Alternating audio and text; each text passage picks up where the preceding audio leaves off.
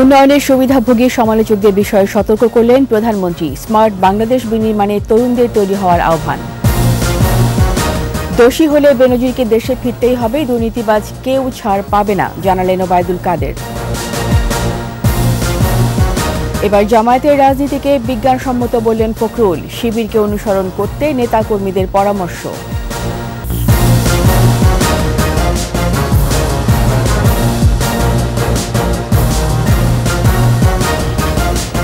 শুনছিলেন first security ইসলামী bank PLC সংবাদ শিরোনাম। আমন্ত্রণ রাত 9টার 21 সংবাদের সাথে আছি আমি রীতা চৌধুরী। দর্শক, 21 টেলিভিশনের সংবাদ একই সাথে সরাসরি দেখতে পাবেন আমাদের ফেসবুক পেজ www.facebook.com/2124 অনলাইনে। যেসব দেশ উন্নয়নের সহযোগিতা করবে বাংলাদেশ তাদের সাথে নিয়ে চলবে বলে জানিয়েছেন প্রধানমন্ত্রী শেখ হাসিনা। তিনি বলেন, বঙ্গবন্ধুর ভাষণে নির্দেশিত অনেক কিছুই এখনো বাকি, তাই ইতিহাস থেকে শিক্ষা নিয়ে ভবিষ্যতের জন্য তরুণ প্রজন্মকে গড়ে তোলার তাগিদ দেন শেখ হাসিনা। আকবর হোসেন সুমনের রিপোর্ট।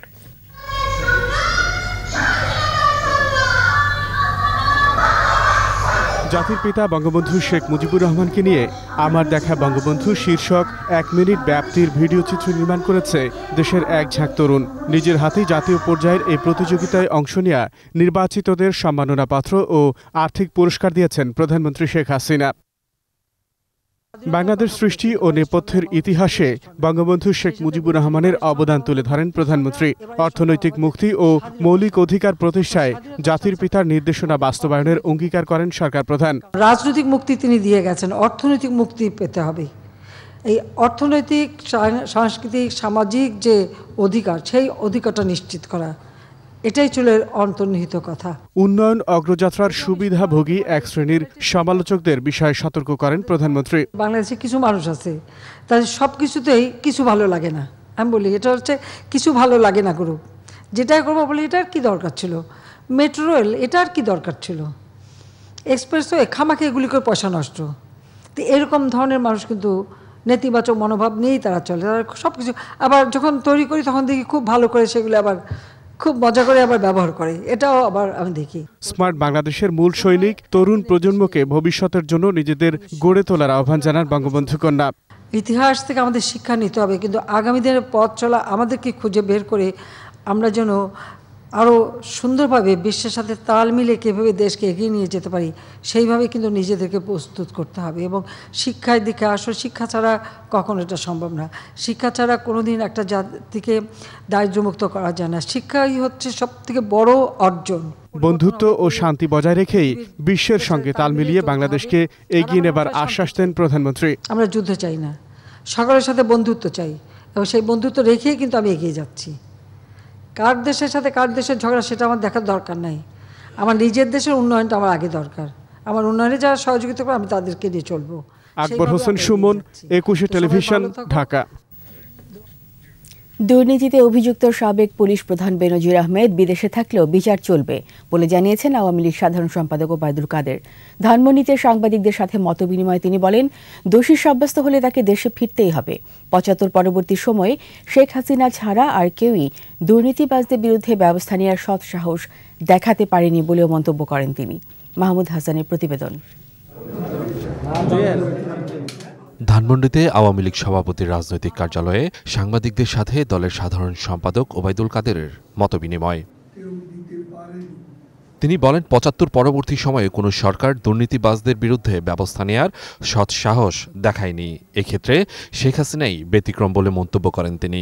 ৭৫ পরবর্তীকালে কোনো সরকার দুর্নীতিবাজদের বিরুদ্ধে ব্যবস্থা নেওয়ার সৎসাহস দেখাতে পারেনি। শেখ হাসিনা সরকার সেটা দেখিয়েছে। সাবেক আইজিপি বেনজিরের প্রসঙ্গও উঠে আসে মতবিনিময় সভায়। ওবায়দুল কাদের বলেন, দুর্নীতি দমন কমিশন তদন্ত করছে। বেনজির যদি মামলায় দুর্নীতিবাজ সাব্যস্ত হয়, দেশে তাকে আসতেই।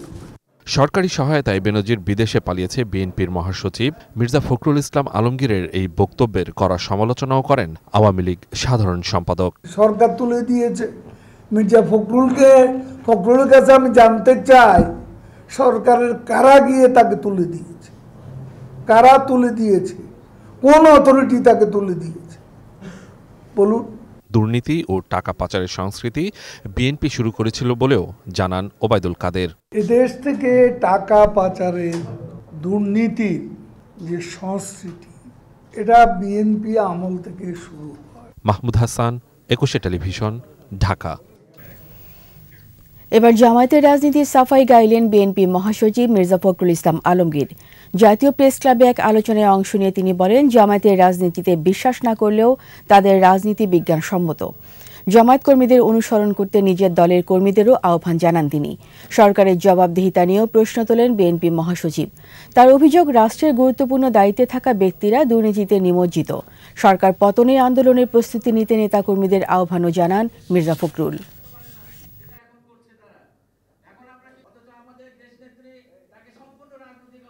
তো জামাতে ইসলামের যে কৌশল, তাদের যে রাজনীতির যে প্রক্রিয়া অত্যন্ত বিজ্ঞানসম্মত, বৈজ্ঞানিক, ঠিক কমিউনিস্ট পার্টির মতোই অনেকটা। খেয়াল করে দেখবেন, তাদের স্টাডি সেল আছে, ছাত্র শিবিরের প্রত্যেকটা সেল আছে, তাদের লেখাপড়া করতে হয়, বই পড়তে হয়, সেই বই পড়ে তাদেরকে উত্তর দিতে হয়, এবং সেখানে দেখবেন যে তারা নিজেরা বই প্রকাশ করে, পত্রিকা প্রকাশ করে।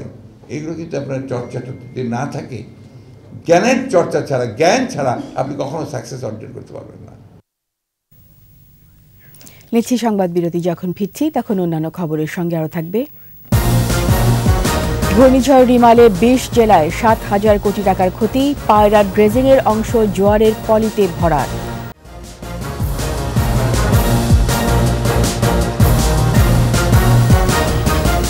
আবার আমন্ত্রণ রাত 9টার 21 সংবাদে। ঘূর্ণিঝড় রিমালে দেশের 20 জেলায় 6,880 কোটি টাকার মতো ক্ষতি হয়েছে। টানা 36 ঘণ্টার তাণ্ডবে এসব জেলায় রাস্তাঘাট, বেড়িবাঁধ, ঘরবাড়ি ও সামাজিক প্রতিষ্ঠান ক্ষতিগ্রস্ত হয়েছে।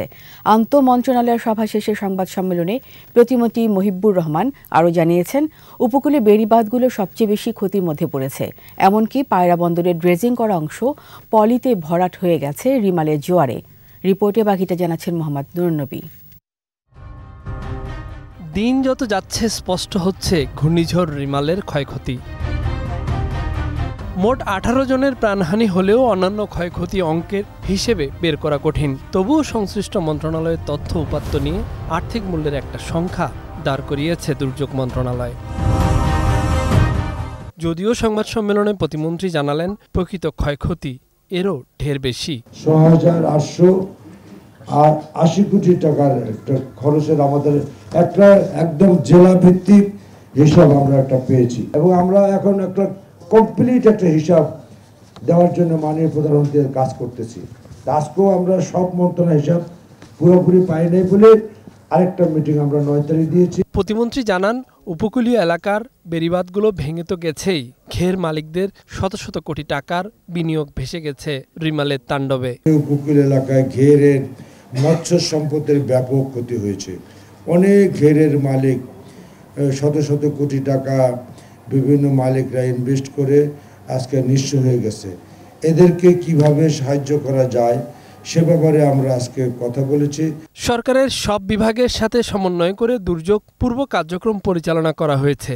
এখন চলছে পুনর্বাসন কর্মকাণ্ড। সামগ্রিক বিষয়ে প্রতিবেদন দিয়ে 9 জুন প্রধানমন্ত্রীকে অবহিত করা হবে বলেও জানানো হয় সংবাদ সম্মেলনে।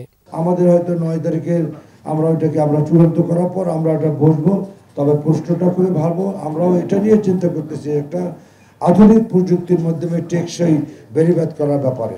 মোহাম্মদ নুরুন্নবী, 21 টেলিভিশন, ঢাকা। এবার বিকাশ ঈদ কেনাকাটার খবর।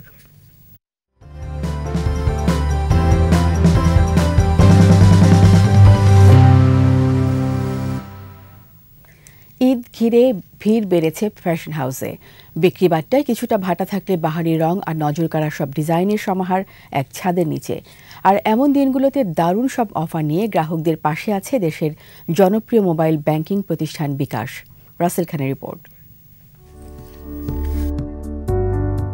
করা নাড়ছে ঈদুল আজহা। বাহারি সালোয়ার কামিজ আর 3 পিসের সমারোহ। ঈদে এসব পোশাকের চাহিদা বেড়ে যায় দ্বিগুণ। ক্রেতার চোখ গরমে মানানসই পোশাকের দিকে।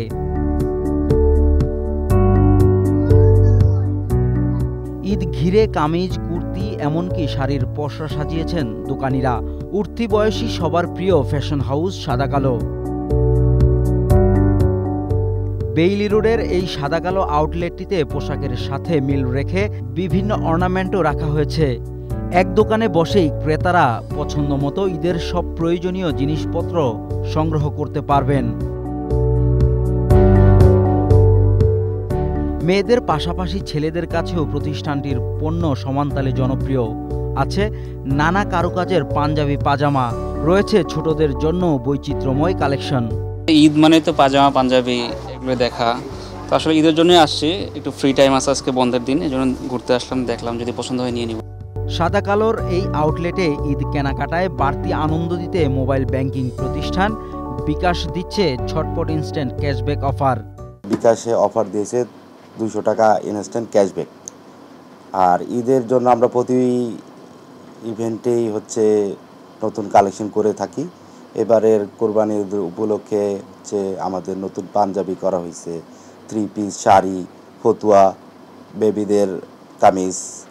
কেনাকাটায় বিকাশে পেমেন্ট করলেই পাচ্ছেন 200 টাকা ক্যাশব্যাক। আমি অনেক কেনাকাটাই সাদাকালো থেকে করি, আর এখন যেহেতু একটা বিশেষ অফার আছে, বিকাশ থেকে কেনাকাটা করলে 1000 টাকার কেনাকাটা করলে ইনস্ট্যান্ট ক্যাশব্যাক পাওয়া যাবে 200 টাকা।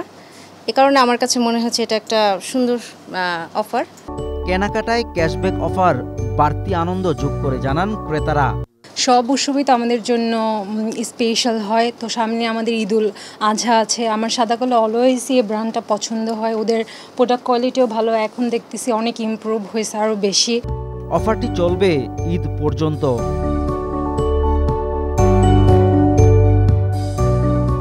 রাসেল খান, 21 টেলিভিশন, ঢাকা। এই ঈদে দেশ জুড়ে কেনাকাটার ফুর্তি হবে শুধু বিকাশে, সাথে ডিসকাউন্ট কুপন, ইনস্ট্যান্ট ক্যাশব্যাক। এরই সাথে শেষ করছি রাত 9টার 21 সংবাদ। যাবার আগে ফার্স্ট সিকিউরিটি ইসলামী ব্যাংক পিএলসি সংবাদ শিরোনামগুলো আরও একবার। উন্নয়নের সুবিধাভোগী সমালোচকদের বিষয়ে সতর্ক করলেন প্রধানমন্ত্রী। স্মার্ট বাংলাদেশ বিনির্মাণে তরুণদের তৈরি হওয়ার আহ্বান। দোষী হলে বেনজিরকে দেশে ফিরতেই হবে, দুর্নীতিবাজ কেউই ছাড় পাবে না, জানালেন ওবায়দুল কাদের। এবার জামায়াতে ইসলামের রাজনীতিকে বিজ্ঞানসম্মত বললেন ফখরুল। শিবিরকে অনুসরণ করতে নেতাকর্মীদের পরামর্শ।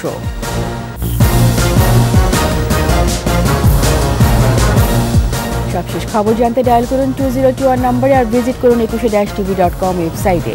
এছাড়া ফেসবুকে ভিজিট করতে পারেন facebook.com/2124 অনলাইনে। পরের সংবাদ রাত 11টায় দেখার আমন্ত্রণ রইল। ধন্যবাদ সবাইকে।